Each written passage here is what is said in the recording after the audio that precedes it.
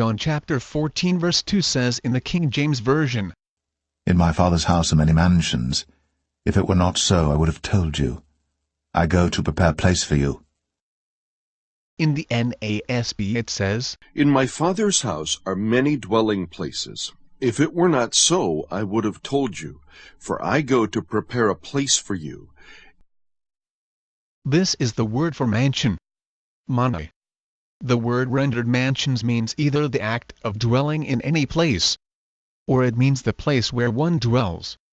It is taken from the verb to remain, and signifies the place where one dwells or remains. It is applied by the Greek writers to the tents or temporary habitations, which soldiers pitch in their marches. It denotes a dwelling of less permanency than the word house.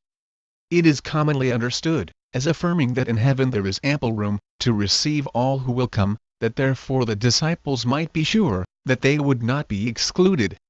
But perhaps this passage may have a meaning which has not occurred to interpreters. Do not be worried and upset. Believe in God, and believe also in me. There are many rooms in my Father's house, and I am going to prepare a place for you.